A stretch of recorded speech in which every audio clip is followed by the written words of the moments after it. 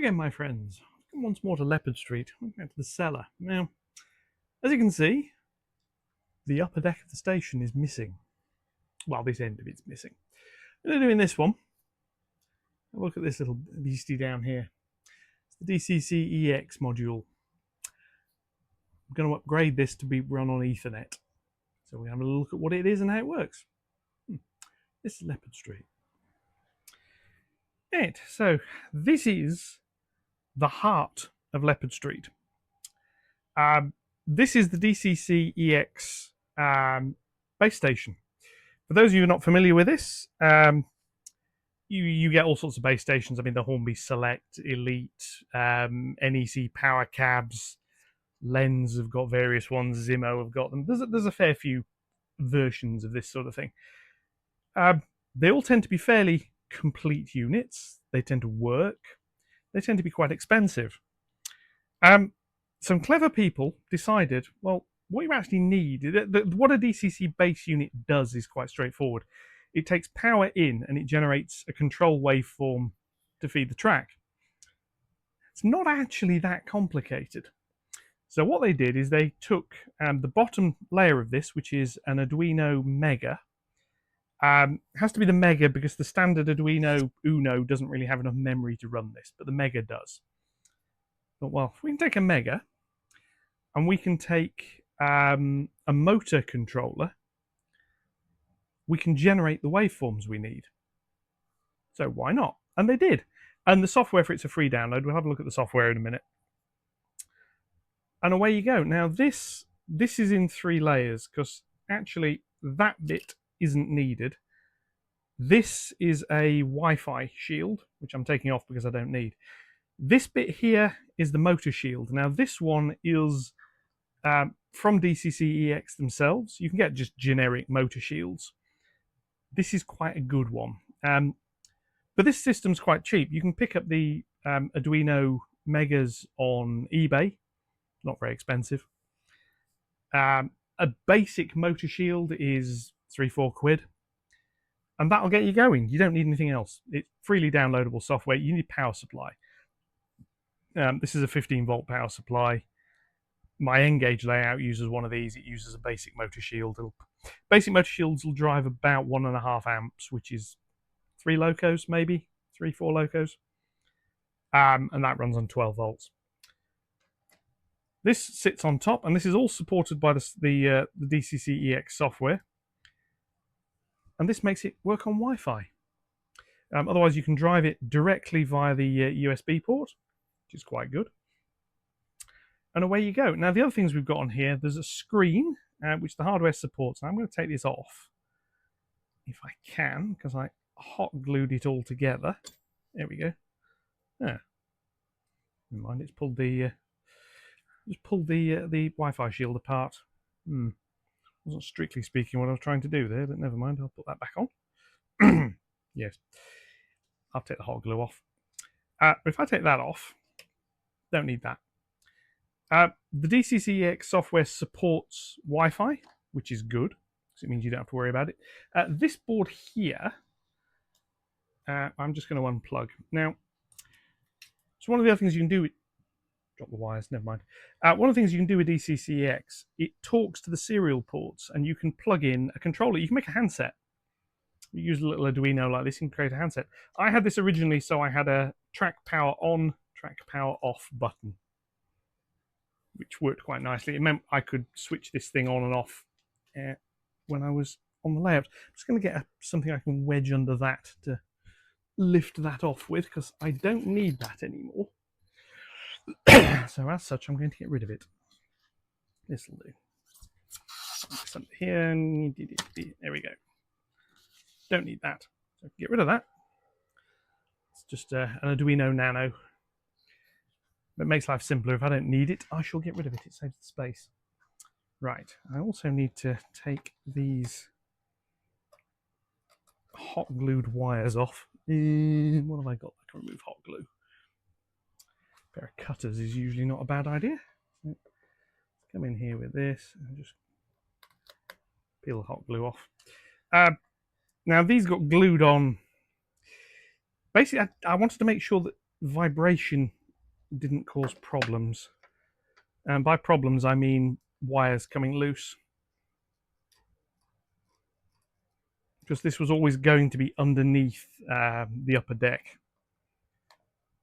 So I thought I'll take those off. They just come out now. Thought if I hot glue it, it'll stay together. Now this little screen, sort these ones out over here. You don't need the screen. If you're going to use the wired version of this, you as in you're going to control it via a it's come off again, never mind. You're going to control it via the USB lead. You really don't need the screen, because all the information you need will appear on your computer's debug screen. Plug that back on. There we are. That back on there. They're not perfectly, but click that back on. There we go. Never mind, it'll do. And then over here, I mean, the irony of this is an ESP 8622 or 8266, one or the other. I can't remember which. And it's actually far more powerful than the Arduino is. There we go. That's Wi-Fi shield. Don't need that anymore. Get rid of that. But I've got to actually take this whole thing off now because I need to reprogram it. So what I'm going to do is unplug the power. And then these two connectors here also just unplug. Like that. And that's it. Now I've got a little 3D printed base unit here. This screen is going to need... Oh no, these are the correct sort of connectors. The motor shield has actually got a little connector here for one of these. Now, when I rebuild this comes off as well. Excuse me. That's, yeah, motor shield. Just put that there. It's out of the way. There's just a bog standard Arduino Mega. So what I need to do is remove this. So where's my screwdriver? And we're going to go back to the desk. The reason I've got to do this at the desk, twofold. Firstly, I need to get access to this USB port, and I can't with this block in the way. And secondly, I don't have a lead long enough to do it. So I'm just going to unscrew this. You obviously don't need a 3D printed mount to hold this. I just did one because I could, quite frankly. You can get mounts for them, or you can just stick them on little standoffs. This out of here. It's done on my previous 3D printer. But there we go. And that lifts up. Get that bit of plastic out. Arduino Mega. Let's go to the desk and reprogram this thing.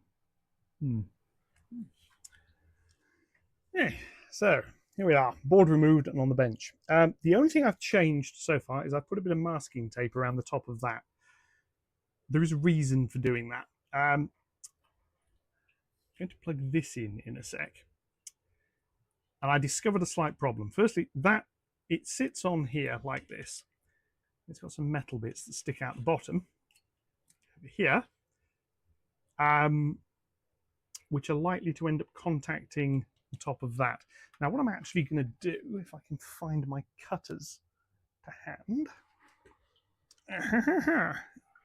get hold of these, is I'm actually going to come into here, move that out of the way for a second, and I'm going to trim these feet. The reason I'm going to trim them is there are two plastic feet that stick down. Now, all these are the things that hold the Ethernet connector in place. So cutting them to be a bit shorter won't harm them. In fact, let's have a little look. Will it be worthwhile doing the other pins at the back?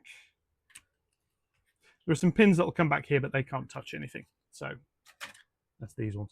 There are some little plastic feet. I want the plastic feet to be the tallest thing on there, if that makes sense. So if anything touches, it's plastic. This is my Ethernet shield. So Ethernet jack. It's got an SD card reader as well if you need it. I don't need it for this. And this comes on and it sits on top. And these shields stack. There is a potential problem. It's not a serious one. If I plug this one in, this is the motor shield, and you see this side, it connects to all the pins. This is designed to connect to an Arduino Mega, which is what this is. This is designed to connect to an Arduino Uno, hence why it's got this slightly strange shape on the end. The Uno doesn't have these end two, and these are what the screen connects to. And this connects to them, and it connects up here onto this socket. So you can plug my screen into that. Can't do it. So what I need to do is use these here. Now this is a 5-volt underground connection, which goes there and there. It's labeled up on this screen here to ground and VCC. And I have the other two, which is these go into those two sockets there, which is the SDA and the SCL. This is the I2C bus. Now, if I just power this on, I have loaded the software. We'll have a little look at how I load and configure the software in a second. But if I just plug that in, this screen comes on. Wait a little while, and it brings up some messages. Now, that used to come on with all the Wi-Fi information. It doesn't anymore because I've turned the Wi-Fi setting off, so I'll get rid of that. Now, this shield has to go on first because it uses this socket, which connects to these pins, and this one doesn't have those pins. Some of the shields will have that just as a pass-through. That one doesn't. So this goes on, and you have to align it carefully because we're not using those two. And if you look on this side, we're not using all of them either. So what you do is you make sure you line this up on this side. And it helps because that connector will go on. And we push that on, and it doesn't go on all the way. Yeah, I mean, it will go down further, but you end up with it angled. But that's enough to make contact. So if that works, and I plug it into my network using this, we should now get a network connection if I'm lucky. So that plugs back into there, and that powers the board up. Flickers, lots and lots of little lights come on. Over here it boots up, and it gives me an IP address, which is what I want. Brilliant. So that is now talking. It can't drive a motor. So I'm going to unplug that and unplug that. I'm now going to plug the motor shield back in. Now this originally was the lower shield on the board. It's now the upper one. And this connects on top. Again, I'm going to hold that slightly so I don't press it down too far, because this also, lift that off. Yeah. This also has got contacts that may end up touching. Yeah, they seem to be clear. I'm going to put some tape on top of that as well, just to be on the safe side. It avoids annoying little short circuit problems later. Things touching that they shouldn't do. This is actually quite a useful one. You've got a little connector here. I'm not quite sure what that does. I think it might be another I2C connector. But that's your motor shield with your two tracks. So that goes in here. And I've got a couple of pins that are going to be left floating at this point on this side, but they're not connected to anything, so it shouldn't matter. Hopefully, that will now be my control board. And a DCC-EX command station. The Wi-Fi shield, so the Ethernet shield was a couple of quid. The motor shield, like I say, you can get them much cheaper than I've got this one. And away we go.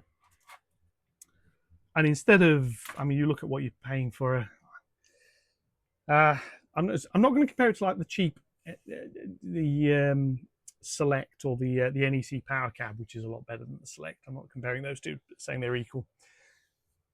This is capable, with a suitable power supply, of sticking 5 amps onto your layout and 5 amps onto your programming track. You can in software tell it they are just 2 things. You can have 10 amps out of this thing with a suitable power supply. You've got a little display screen if you want it. You don't have to. And there's a couple of different versions. You can have the LCD screens. I'm using these because I've got loads of them, frankly. And there we go. And what we're now going to do is have a look on the PC at how we configure this, because it's interesting. We'll have a little look. Then we're going to go and reinstall this. I'm going to see if it works. Let's have a look at the PC.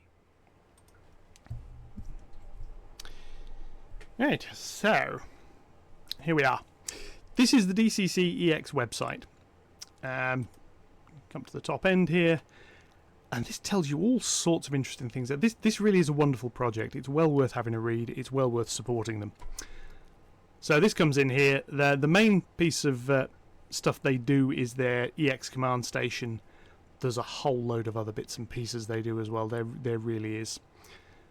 But for what we want here, I will do another video actually on what this stuff is and how it works. What you do here is go to Getting Started. So it tells you what they've got. They have a couple of products that work quite nicely. They've got the CSB1, which if we have a little look, this is an all-in-one command station and booster. That's it. There's nothing, you don't plug it into anything else, it's that. You plug a power supply in here, you plug your layout in on these blue connectors, it connects to Wi-Fi, away you go. Brilliant. You connect to that with a phone using something like WeThrottle or Engine Driver, and off you go. That's it, you're driving your layout. That is the command station. I think brilliant. It's a really, really lovely piece of software. This is one I've bought. This is the motor shield I'm using, which is this bit, which we've just had a little look at. And this is much, much better. It's a step up from the sort of the standard motor shields you can buy cheaply. But if you're wanting to do one cheaply, let's have a look at. And they also do a Wi-Fi board, which is quite nice. I didn't use this. I used a generic, cheaper one because basically when I got it, that wasn't available. So you start looking in here. These are all the different boards they can work with. There's the Arduino Mega, which is what I've got. That's the official Arduino Mega. I'm using a clone. A Pro Mini will work.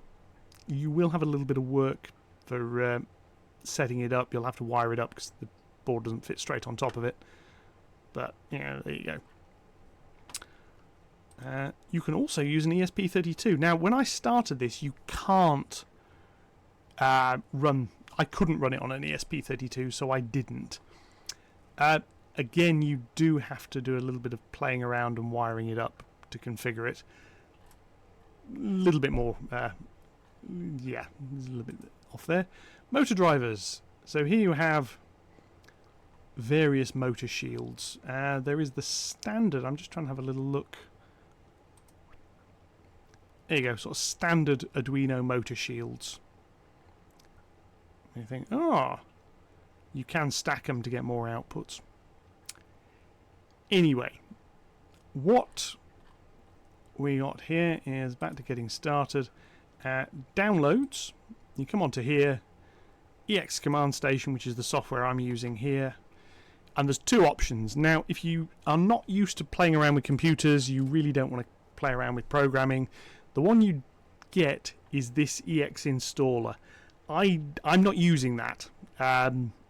Basically, I've got the tool chain to play around the more complicated version. I like doing things like that, so that's what I'm doing. But that's there. It gives you a nice window-based system.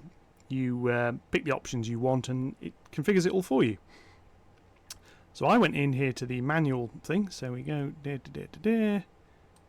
onto the official release page, which is... I've already got loaded, but never mind.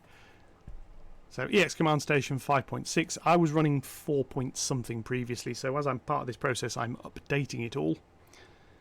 And this gives you some of the bits and pieces on here. Oh, more Ethernet boards.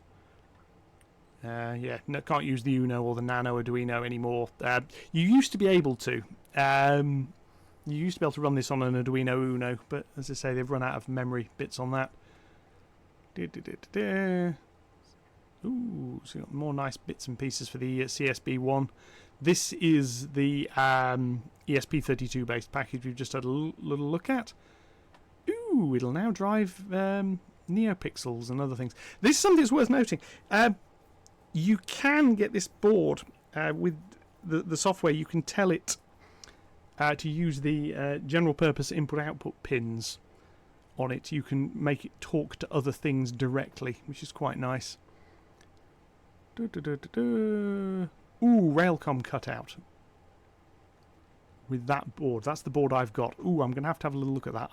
I don't use Railcom yet, but I do want to. And then there's a whole load of other bits and pieces on here. Known issues, bug fixes, and other bits and pieces. Right. What you do is, where is the... There's a bit somewhere. Yeah, scroll down here. I downloaded that one. And what that gives me, bring this up here, is a whole folder full of files. Lots and lots and lots of files. You don't get this one. What you get is an example file, and this is the configuration file. And if I bring this up, scroll back up to the top here, this is your configuration. In fact, if I just close all of this off, because this is something else I was playing with. This is my train driving software, which we can have a look at some point. So here we are. Command Station EX. This is the configuration, so you can play around with different motor shields, which I don't need. This line here you have to set up. You replace this bit, which starts out as standard motor shield, with whichever one of these you want. So if you're using the CSB one, you'll do this. The system will set itself up. So there you go. Interestingly, you can run this without a command shield, so you can get this thing to work. And by accessory only, it's not talking to DCC accessories.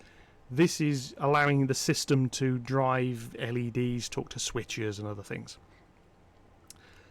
You can limit your current.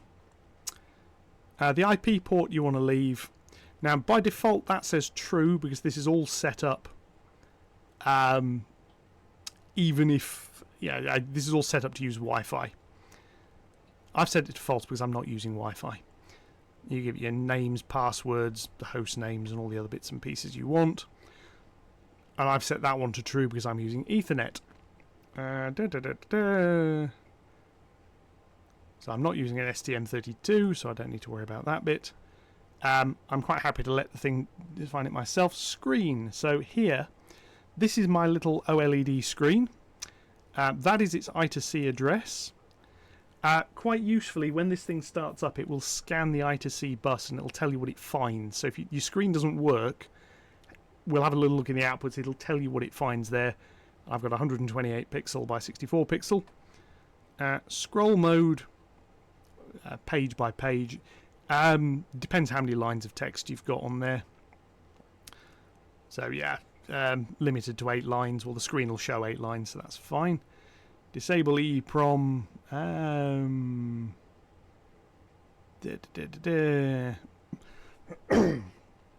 Not bothered by that. I want programming, so I'm not going to disable that. Virtual display. Don't think I need that. Diagnostics. Long short address. Don't need to change that. Don't need to change that. Startup delay can be quite useful. You don't need it on the Arduino. Some of the ESP32s, yeah, that is a useful thing to do. And as it says, it just puts a pause in it. Defining turnouts.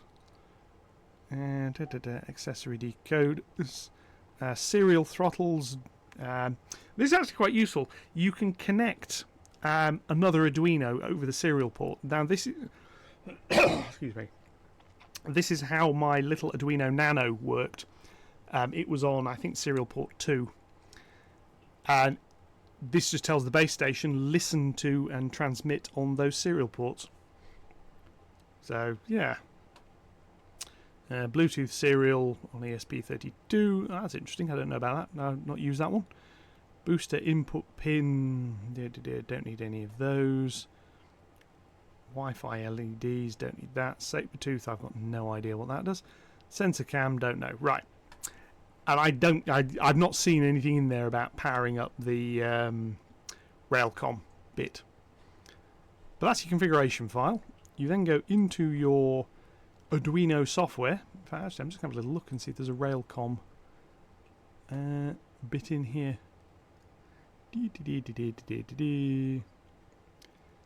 EXT2 rail. Let's have a little look, see if there's anything down here about Railcom. Oh look, Railcom H, here we are. Does this have...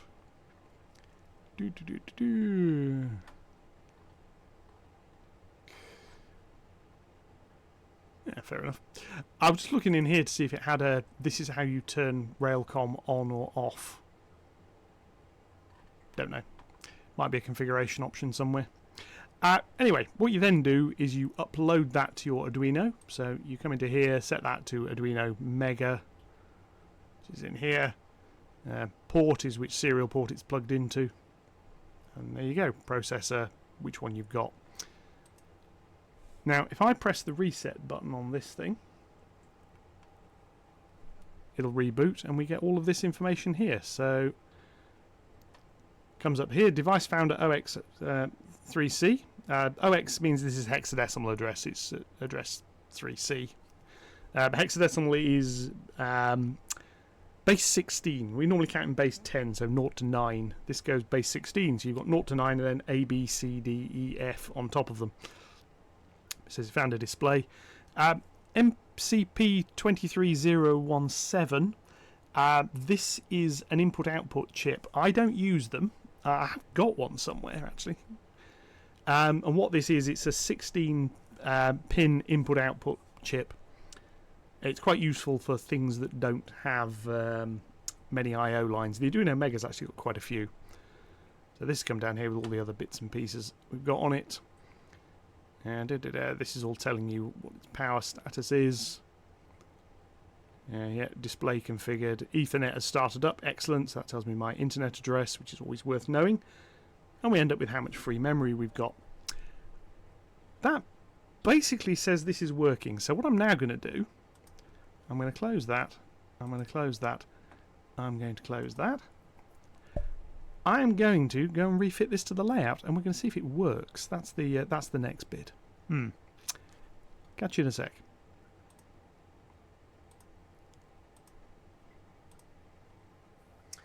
Yeah, so here we are back at the layout. So what I need to do is put this back in. Get rid of some of these little bits of rubbish from around here while I'm at it. Spare bits of wire that aren't needed. Can get rid of those. Better still. Now, got rid of most of the rubbish. So this is going to come back on here. And before I set it all up, I'm actually going to plug everything back in. It's not switched on yet. Sorry, not into that one. That goes into that one. Because the motor shield will power the Arduino quite happily. That goes into there like that. Now, the only cable I haven't fitted yet is the Ethernet cable. I'm going to come back to that in a sec, because that's going to be a little bit of a pain. This is one of the reasons I went with wireless originally with this, was I didn't want a cable linking this thing to my desk. Yeah, that's sort of gone out the window now. I now have a cable linking it to my desk, or I will have in a sec. A little bit annoying, but I'll live. And this has got 4 screw holes. So I'll use 4 screw holes. I'm not hot gluing the screen. I don't think I need to anymore. If it comes loose, it comes loose. Now, there is one other thing I technically need to do here, which I'm going to do in a few minutes. This little board here, this is my emergency stop relay. It's currently powered by my 5-volt logic system. I want it powered by my 5-volt power system. That's, yeah. Right, so what I now need to do is the Ethernet cable. Now this is going to be a pain in the neck. What you can't see is me playing around with cable currently. Put that down there. I've got rather a lot of this. Now what I'm going to need to do is find a way of tagging it to things so I don't need to... Yeah. Anyway, I'm going to do that in a minute. What I'm going to do now is just plug it in and see if I can get it to work. So this wire here is eventually going to come in probably there. And that goes into there, that way up. Get these cables the right way up. Yeah, I think where's the best place to put? Might actually bring it up through here.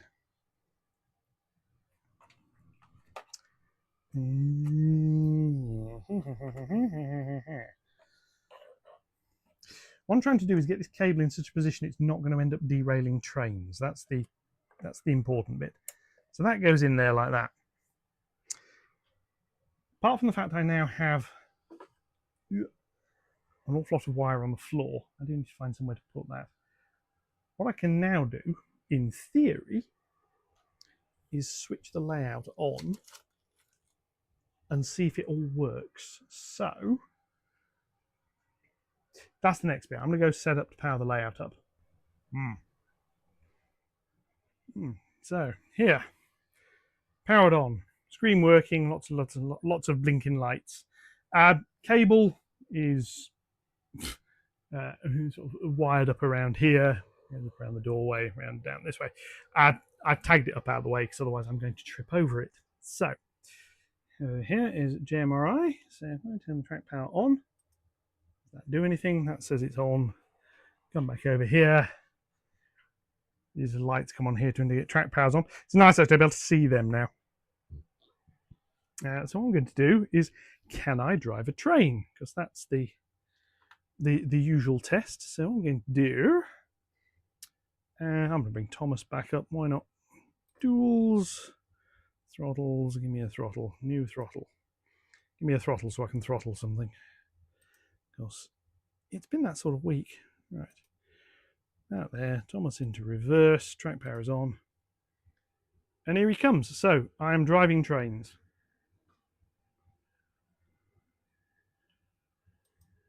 I don't need to bring him back up any further.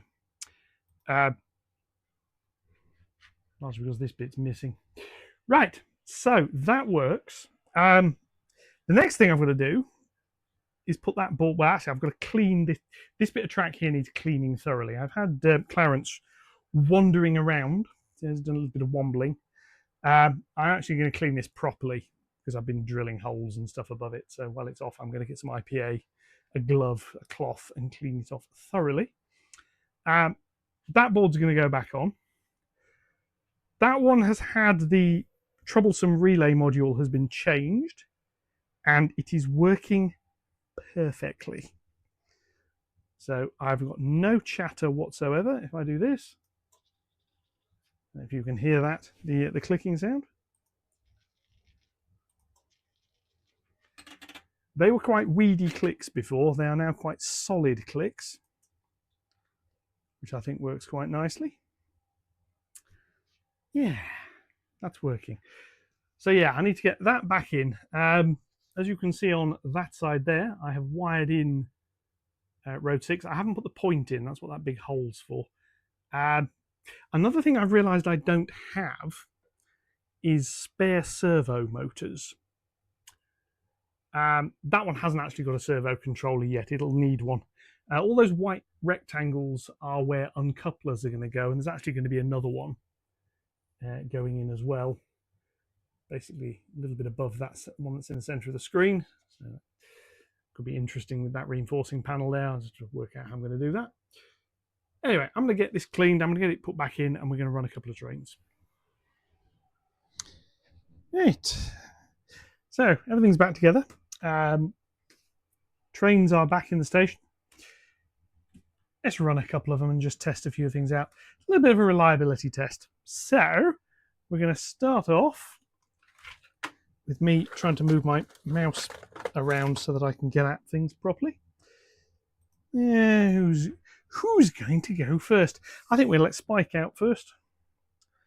So Spike, Knight of the Thistle, and kadink, kadink, kadink. Set a few bits and pieces up. And off we go. Mainline departure.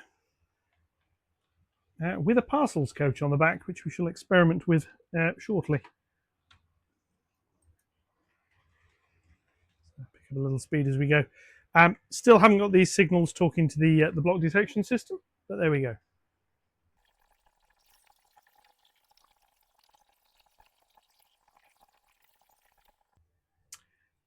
Next up, we're going to run Cheshire. My D49 is going to depart. Who is on platform 4, road 4. So let's have a little look.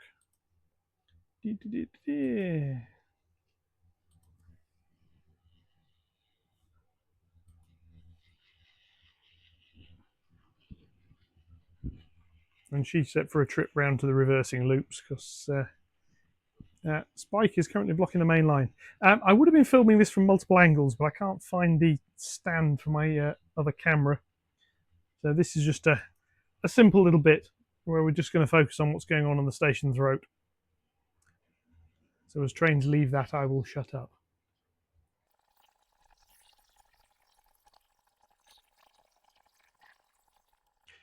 The next to leave is going to be the Flying Scotsman, and then we're going to start having some returning.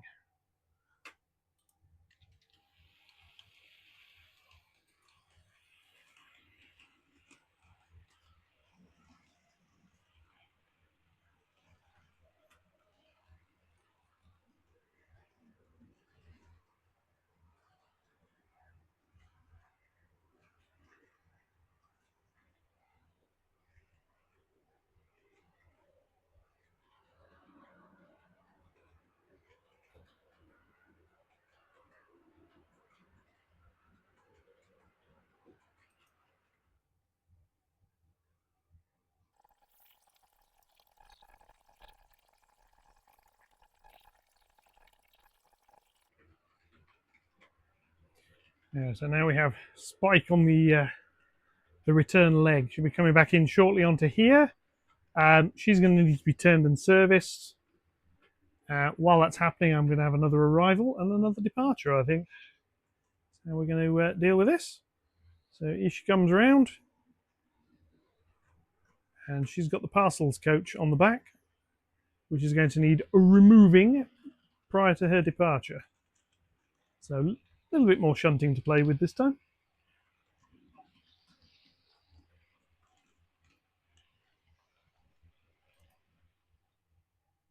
This is the first time I've actually run things with the parcels coach, but we have, before anything else,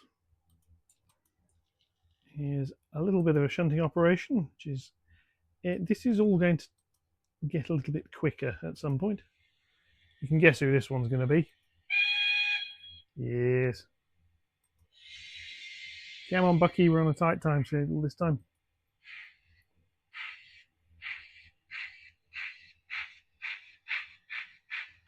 Need to get that parcels coach off.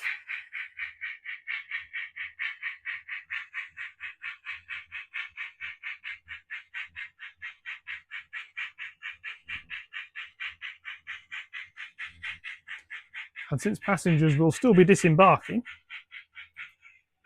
we're going to do this before we swap the coaches round. Here we come. I'm still very much in manual uncoupling mode here.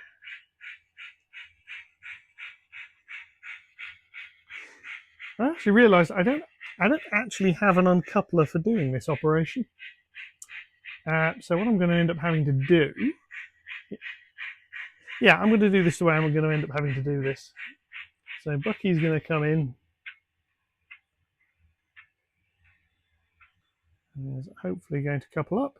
Oh, very nearly. Not cool. Oh, very fractionally short.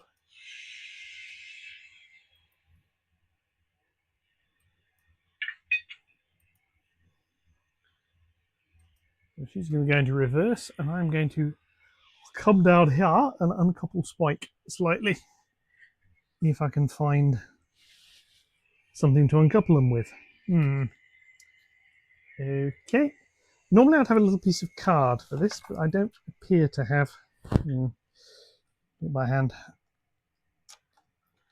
This is coincidentally why I dislike tension lock couplers and why I'll be moving to others. So, Bucky's now got to come out. Now,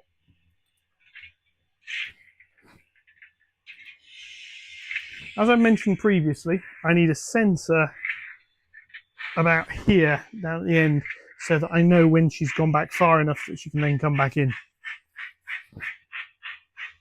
The reason I'm having to do this way is the uncoupler is actually here on this road. So I'll have to push these back in. Then I can uncouple the freight car. Yes, I'm doing it by hand, but we shall see. As we'll get this train ready for its departure slot.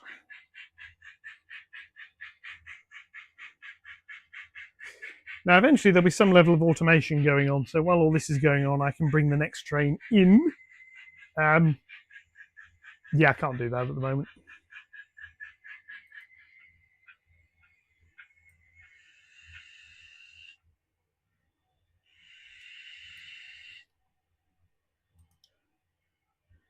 So, reset a few points.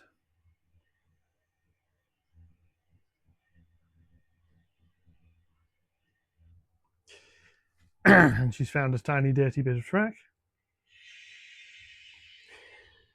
Clarence, job for you. In the not too distant future. You've done the lower loops, you now need to do the station area, especially the approach and departure roads. But here we come. Now there is obviously a quicker way of doing this, which is to move the departing locomotive to there and just get ready and go. However, yeah, the train needs to be prepared for the new passengers, cleaning. There isn't a buffet car on board, but if there was, that would need restocking, that sort of thing. So we're going to come down here.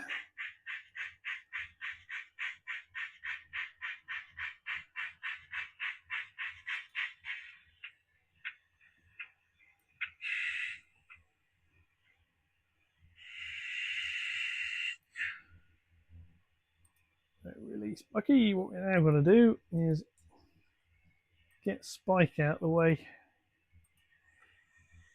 Check everything's clear. Signals are green. Off we come. Who's going to go and turn around? Because I've got the turntable calibrated. Which, yeah, we shall see. I'll send him down there and Spike can go and have a drink. A drink and some lunch, I feel, is called for. Yes, this is the sort of operations I'm not going to automate all of it. I'm going to do bits. I don't think I can automate all of it, to be honest with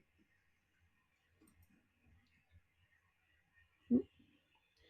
Spike is on there. That can be turned to position in... I'm trying to know what position I need it to be. Could be 6. It's not 6, it's 7. We'll see. It's 7. So while turntable does its thing,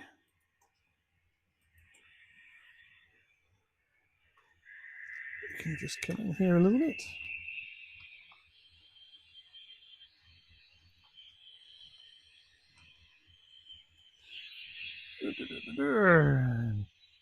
Bucky, you need to come out of here. So release Spike, grab hold of Bucky.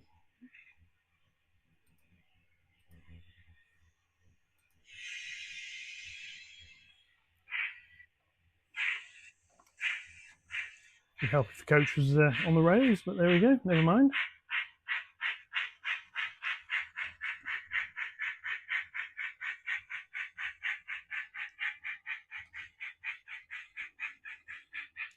And this is going to go down into the Parcels Road, which does have several locomotives sitting in it currently. So we shall have to see how that works out, but never mind.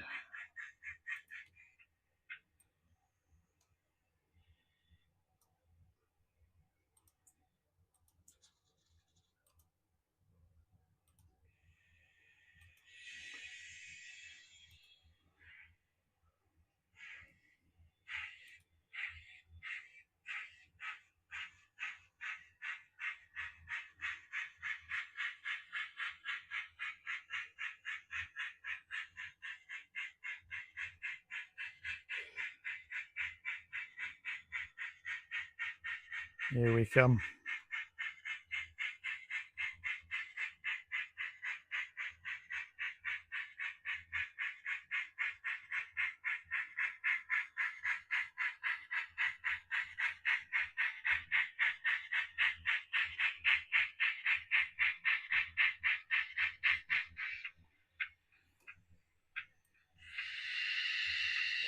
I've also fixed a small software glitch I had whereby if I used the turntable, it would adjust my programming siding for it's probably best referred to as reasons.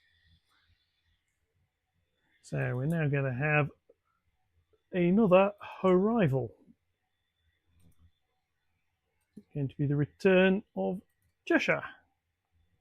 Who has green signals? And is going to come back in onto platform 4 in just a sec. So we'll skip forward to her arrival.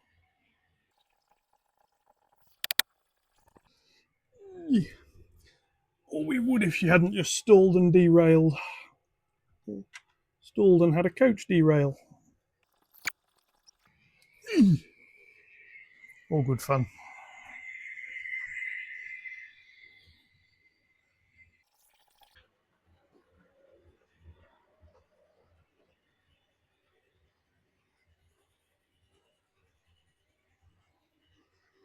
Yeah, so here comes Cheshire with a suburban arrival.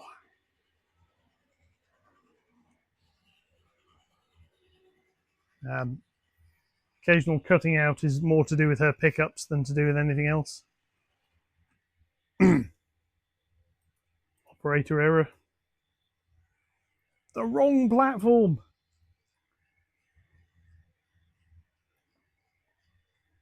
Oh. So I've just learned is the signal being green means a platform is set. It doesn't necessarily mean it's the correct one. So yeah. Here we go. Cheshire coming back in.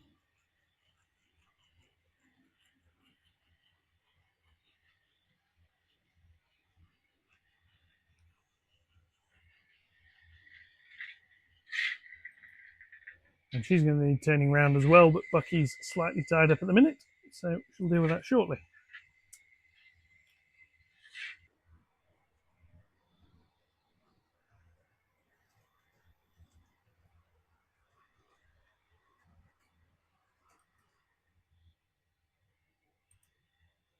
Right, so next up we have another departure. The suburban service, led by the G5.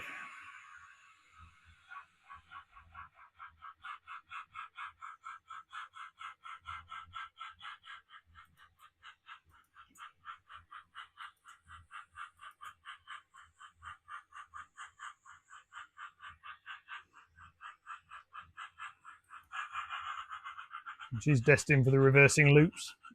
Yeah, I will set some more cameras up. Definitely need some more. She rumbles out. At that point, we're going to set up the mainline train for departure before we can bring the next one back in.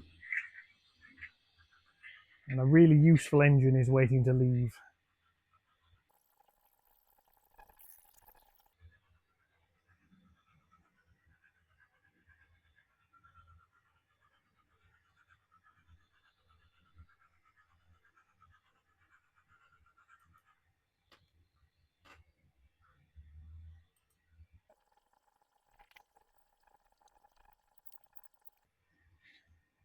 Really do need to get a voice in some of these Pacifics. They're going to be my primary locomotives here. I think a decent sized voice on at least one or two of them is worthwhile.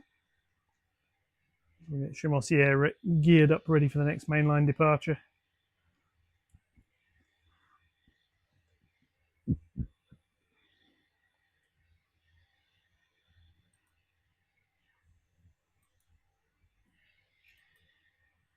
There we go. So off we go. Virtual toot toot.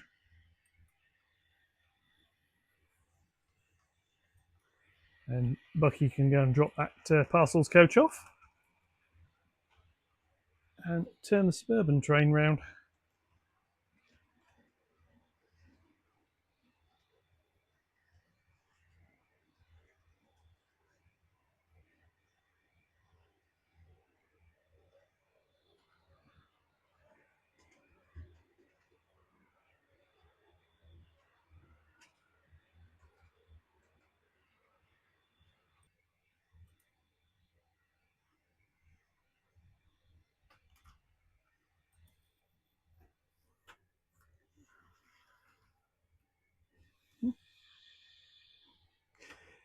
The point not changed correctly there.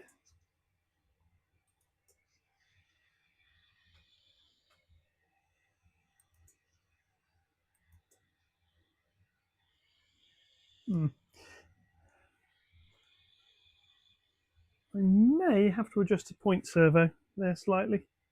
We shall see. Yep. Because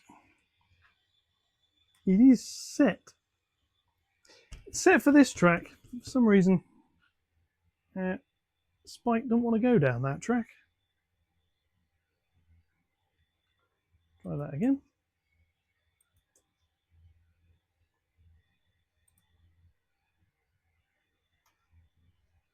There we are. Done it that time.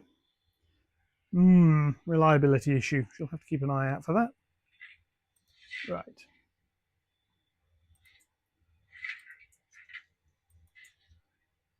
Bucky's got a job to do. Go. Drop this parcels van that's now been loaded and unloaded. Has got to go into the mainline platform, ready for the next mainline departure.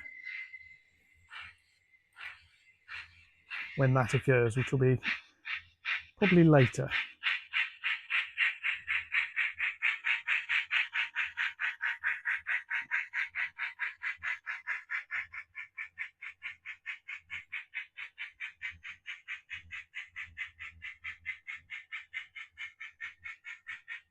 I've not run this. This is the Hornby CCTV van. This isn't the covered extra long covered carriage truck. This isn't the kit built one I did some time ago. This is this is the Hornby version, which is slightly more reliable. The Hornby version will take sharper corners. The kit built version I've got really won't handle the curves on this layout. Hence why it lives in a box most of the time. It is likely to end up on the station area, just in a parcels road. I'll use it as decoration. Is the idea.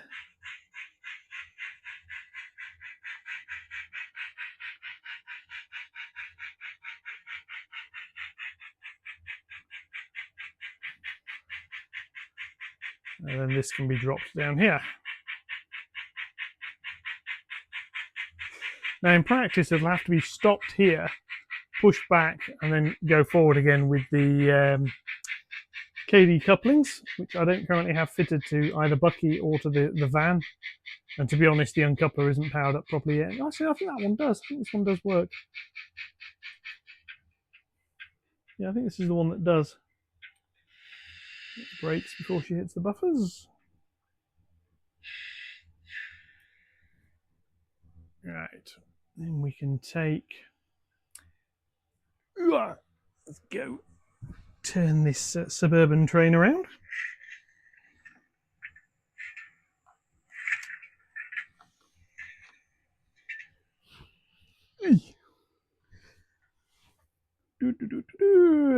Back you come, Bucky.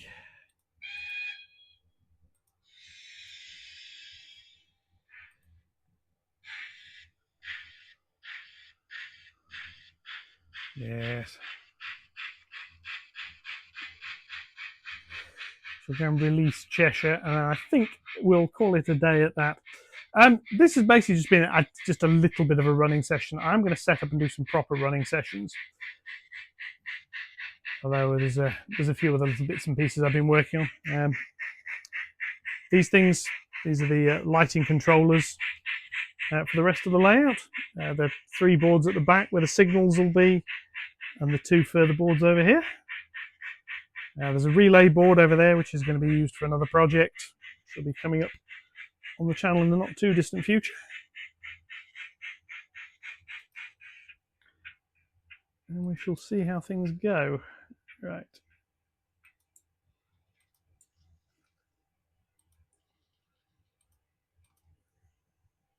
Go pick up some more coaches.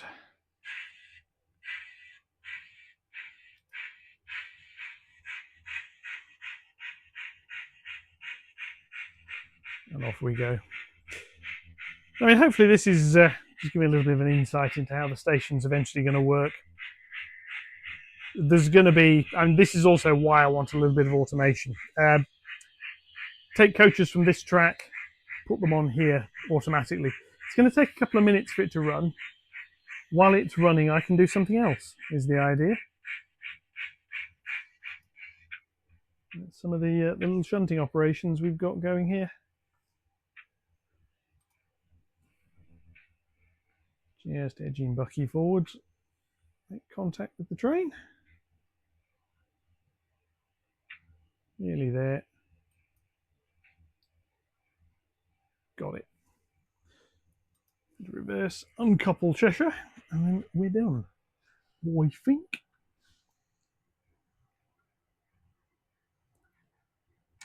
Assuming I can persuade the tension lock couplings to untension and unlock. So back we go with some suburban train this time. Just going to go into the adjacent platform. And again, this is something I would look to automate, to take the coaches out of here, run them into the next one. Well, in that case, it'll have to work both ways around. That's their bidirectional platforms.